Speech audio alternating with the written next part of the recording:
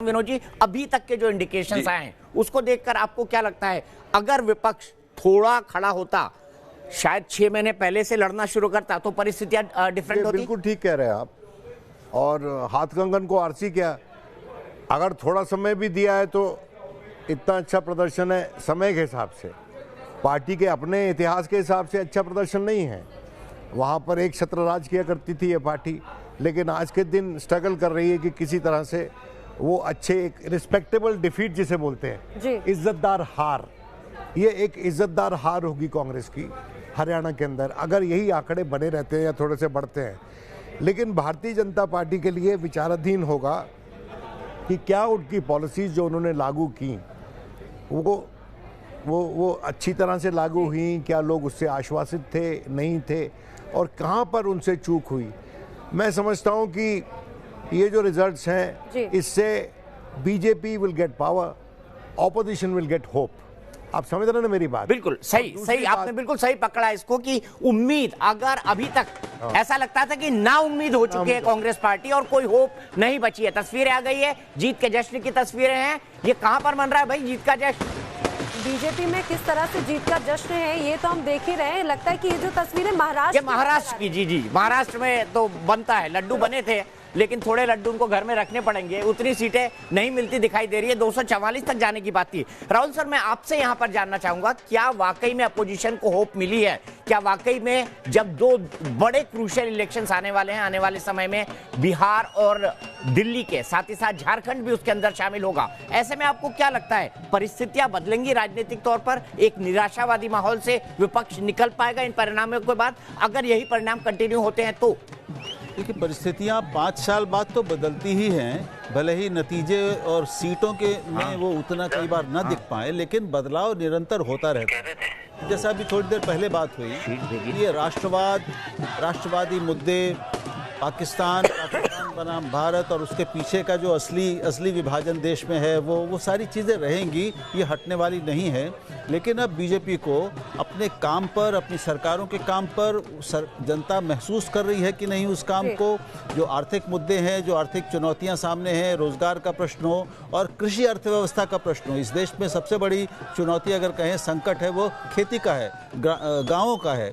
इन जगहों पर अगर लोगों को बेहतर महसूस कराने में वो नाकाम रहती है तो फिर उसको लगातार केवल राष्ट्रवादी हवा और नारों के भावनाओं के साथ सारे काम नहीं चलेगा। तो इसको एक चेतावनी के रूप में निश्चित रूप से लेना चाहिए। जी, स्थानीय मुद्दे थे, वो स्थानीय मुद्दों से ज्यादा यहाँ पर जो एक नेशनल इश्यूज है वो सबसे ज्यादा हावी रहे। वेणु जी, आप इसे किस तरह से देखते हैं, खासतौर से क्योंकि अगर बात विकास की हो, रोजगार की हो, आर्थिक संकट वाली बात को हमेशा से विपक्ष उठाता रहा है, तो ये कहा जाए विपक्ष इन मुद्दों को उठाने में कहीं ना कहीं सफल रहा, खासतौर से अगर हम इस समय हरियाणा की बात करें तो?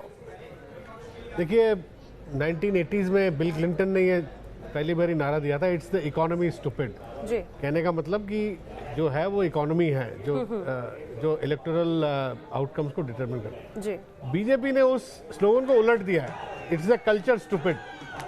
अभी तक तो इन्होंने कर लिया है, मगर जैसे राहुल कह रहे थे ये 5 साल चल सकता है, 6 साल, मगर ये अब अगले 10 साल बाद अगर ये बोले कि राष्ट्रवाद और इकोनॉमी वही, अगर जीडीपी ग्रोथ 5-5.5, तो लोगों की विश्वसनीयता नहीं रहेगी, जितनी आज है उतनी नहीं रहेगी। लेकिन वेणु, आप कैसे देखेंगे इस चीज को कि चलिए महाराष्ट्र में तो लगता दिखाई दे रहा है रुझानों के हिसाब से जीत जाएंगे, और हरियाणा में भी अगर वो मैजिक फिगर टच कर जाते हैं तो भी आप यही कहेंगे कि वाकई आर्थिक मुद्दों के ऊपर जो सवालिया निशान लगे थे उसके चलते हम इस नतीजे तक पहुंचे?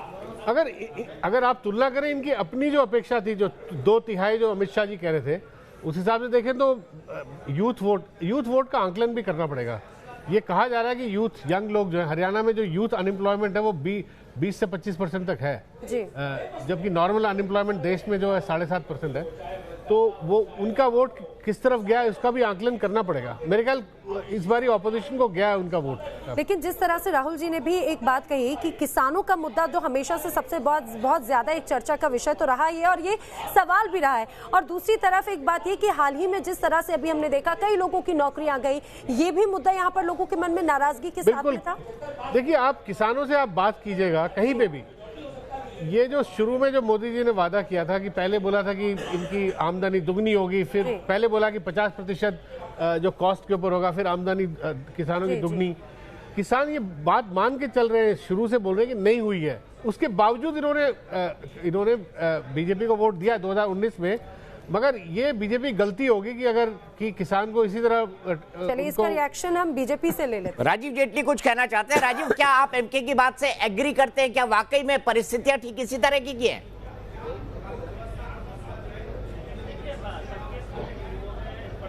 मुझे थोड़ी हैरानी हो रही है।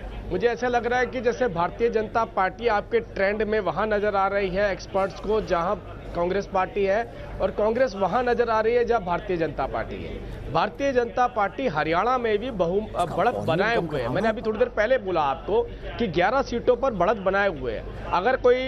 अगर इसकी ग्राउंड रियलिटी की बात में करें तो ये सब जो बातें की जा रही हैं ये नहीं है। देखिए, कुछ क्षेत्रों के अंदर मैं मानता हूं इस बात को, जो हरियाणा से जुड़ा या जो हरियाणा में गया उसको इस बात का एहसास होगा कि आप सीटों का आकलन करके देखिए, थोड़ा बहुत जातिवाद प्रभावी रहा है वहां पर, और वो कुछ राजनीतिक पार्टियां जिन्होंने अपने ऊपर स्टैंप लगवा रखी है वो भी यहाँ पर इसी तरह से तवज्जो उन्हें भी दी जानी चाहिए थी। जैसे यहाँ पर हमारे साथ वरिष्ठ पत्रकार राहुल जी भी बैठे, उन्होंने भी ये पूरा इस बात का भी जिक्र किया, किसानों की समस्या को लेकर हो, बेरोजगारी की बात हो, इतनी ज्यादा नौकरियां लोगों की गई हैं, इस पर भी चर्चा होनी चाहिए थी। कब तक राष्ट्रवाद पे ही आगे बढ़ते रहेंगे? नहीं, मैं बिल्कुल आपकी बात से एग्री करता हूं। मैं नहीं, बिल्कुल आपकी एक बात से एग्री करता हूं। पूरे देश का जो सबसे ज्यादा रोजगार सृजित करने वाला क्षेत्र है वो पूरे देश का एक ही जगह पर आकर टिक जाता है, वो है हरियाणा का गुड़गांव। गुड़गांव में जब भी कोई प्रभाव आएगा तो उसका पूरा देश, जब आप उसका रेशियो निकालेंगे तो वो ज्यादा नजर आएगा आपको, उसमें कोई डाउट ही नहीं है। लेकिन इशू ये नहीं है, इशू ये है कि प्रदेश के अंदर पहले नौकरियां बेची जाती थी। पहले सबको पता है इस बात का, हर राजनीतिक पार्टी अपने मन से खड़ा होकर बोलती है कि मैंने इतनी नौकरियां दे दी। भाई, आप कौन होते हैं नौकरी देने वाले? हमने एक साइकिल और रिक्शा चलाने वाले बच्चे को भी एचसीएस बनाया है। आज तक का इतिहास उठा के देखिए, मंत्री या बड़े बड़े लोगों के बच्चे ही वहां पर एचसीएस बना करते थे। आपको वो जोक याद होगा ना जॉनी एलएलबी में, कि एप्पल और अपील की स्पेलिंग में नहीं फर्क पता एक आईएएस के लिए। वो असल में हरियाणा से निकला हुआ बात है, वो हरियाणा में ही था। एक बड़े नेता के बच्चा जो एचसीएस बन गया था, उसको प्रेजेंट सिनेरियो की बात करें तो अभी स्थिति को लेकर आप क्या कहते हैं? लेकिन राजीव, मैं मानता हूं, चलिए